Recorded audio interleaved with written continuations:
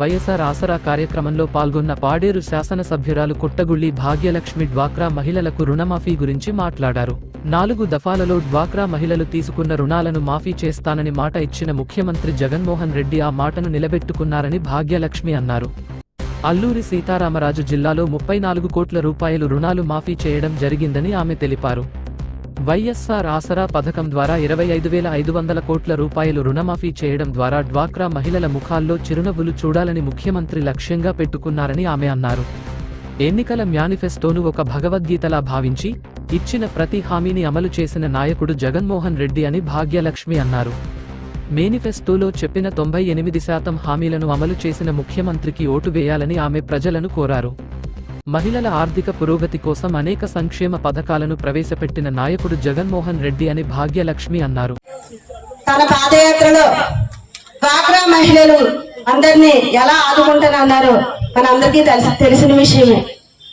ఆ రోజు గత టీడీపీ ప్రభుత్వంలో చంద్రబాబు నాయుడు గారి హయాంలో మనం ఏదైతే డ్వాక్రా మనకి ఏం చేస్తానన్నారు, రుణమాఫీ చేస్తానన్నారు. కానీ చేశారా? చేయలేదు. అవునా? మనం ఏం చేసాము, అయ్యో గవర్నమెంట్ మనకి డబ్బులు ఇస్తుంది, మనకి రుణమాఫీ చేసేస్తుందని మన అక్క చెల్లెమ్మల మీద ఇంచుమించు 139 కోట్ల పైసలు డబ్బు అప్పుగా ఉండేది. ఆ అప్పు ఆ రోజు నేనే తీరుస్తాను 4 దఫాలా అని ఆ రోజు మీ అందరికీ మాట ఇవ్వడం జరిగింది. అవునా కాదా? ఆ మాట ప్రకారం 4 దఫాల్లో 3 దఫాల్లో మీ అందరి ఖాతాల్లో ఎవరైతే అప్పులు ఉన్నారో ఆ గ్రూపులకు చెల్లించడం జరిగింది. ఇది 4వ దఫా. 4వ దఫాలో కూడా మరి ఇంచుమించు 34 కోట్ల మరి 6 లక్షల రూపాయలు మరి మీ గ్రూపుల్లో జమ చేయడం జరుగుతుంది. ముఖ్యంగా చూసుకుంటే మన మండలానికి చూసుకుంటే మరి ఇంచుమించుగా 268 గ్రూపులకు 2,748 మంది సభ్యులకు 90,15,554 రూపాయలు మీ ఖాతాల్లో జమ అవుతుంది. మరి ఇంత మంచి కార్యక్రమం చేసే మన గౌరవ ముఖ్యమంత్రి కావాలా, మాటలు చెప్పే వాళ్ళు కావాలా? మనకు ఒక్కసారి చెప్పండి, మరి ఎవరు కావాలి మనకి? యొక్క మొహంలో చిరునవ్వు చూడాలనే ఒక సంకల్పంతో, ఒక దృఢ నిశ్చయంతో ఈ రోజు గౌరవ ముఖ్యమంత్రి గారు ఈ పథకాన్ని ప్రవేశపెట్టి ఈ రోజు 25,500 కోట్ల రూపాయలు రుణమాఫీ చేయడం అనేది చాలా చాలా గొప్ప విషయం. దీనికి గాను మీ అందరి తరఫున కూడా గౌరవ ముఖ్యమంత్రి గారికి మనస్ఫూర్తిగా ధన్యవాదాలు తెలియజేస్తున్నాం. ఎందుకంటే రాజకీయ నాయకులు ఎలక్షన్ సమయంలో కొన్ని వాగ్దానాలు ఇచ్చారంటే, మేనిఫెస్టోలో కొన్ని అంశాలని పొందుపరిచారనంటే అది కేవలం ఓట్ల కోసమే అనే ఒక నానుడి గతంలో ఉండేది.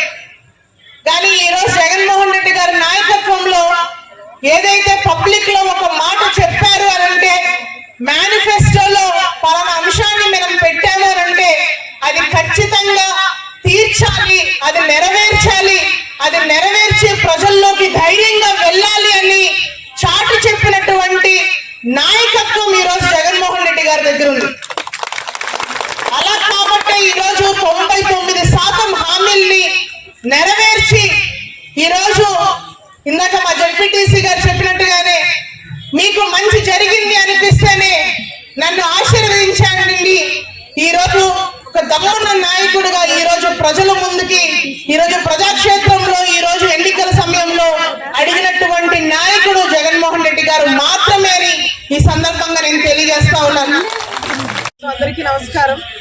ఈరోజు రాష్ట్ర ముఖ్యమంత్రి వర్యులు శ్రీ వైఎస్ జగన్మోహన్ రెడ్డి గారు మాట ఇచ్చి నిలబెట్టుకుంటూ ఈరోజు 4వ విడత వైఎస్ఆర్ ఆసరా కార్యక్రమం అనేది తను దిగ్విజయంగా ప్రారంభించడం జరిగింది. ఈరోజు చింతపల్లి అండ్ జీకే వీధి మండలంలో పెద్ద స్థాయిలో కూడా డ్వాక్రా అక్క చెల్లెమ్మల సమక్షంలో ఈ కార్యక్రమాన్ని ప్రారంభించుకోవడం నిజంగా చాలా చాలా సంతోషం. ఎన్నికల హామీల్లో భాగంగా ప్రతి ఒక్క హామీని కూడా నెరవేర్చుకుంటూ డ్వాక్రా అక్క చెల్లెమ్మల యొక్క మొహంలో చిరునవ్వు చూడాలని ఒక సంకల్పంతో దాదాపుగా అల్లూరి జిల్లాలోనే 35 కోట్ల రూపాయలు 4th ఇన్స్టాల్మెంట్లో భాగంగా 34 కోట్ల రూపాయలు ఇవ్వడం జరిగింది. అండ్ స్టేట్ వైడ్ మనం చూసుకుంటే సో ఆల్మోస్ట్ 25,500 కోట్ల రూపాయలు సో డ్వాక్రా రుణమాఫీ చేయడం అనేది నిజంగా ఇది ఒక చారిత్రాత్మకమైనటువంటి విజయం అని అయితే భావిస్తూ ఉన్నాము. అండ్ ఈరోజు మహిళల యొక్క ఆర్థిక స్వాతంత్రంగా వాళ్ళు ఉండాలి, సో ఆర్థిక సాధికారత సాధించాలన్న లక్ష్యంతో ఈరోజు మహిళల పేరిట అనేక సంక్షేమాలని ప్రవేశపెట్టి ఈరోజు మహిళా పక్షపాతి గౌరవ ముఖ్యమంత్రి శ్రీ వైఎస్ జగన్మోహన్ రెడ్డి గారు అని పేరు సంపాదించుకోవడం నిజంగా అలాంటి నాయకుడు వెనకాల ఈరోజు మేమందరం కూడా నాయకులుగా పనిచేయడం అనేది మేమైతే ఎంతో ఆనందిస్తూ ఉన్నాము. మరొకసారి ఈ ప్రాంతంలో ఉన్నటువంటి డ్వాక్రా అక్క చెల్లెమ్మలందరి తరఫున కూడా గౌరవ ముఖ్యమంత్రి గారికి హృదయపూర్వకంగా ధన్యవాదాలు తెలియజేస్తున్నాను.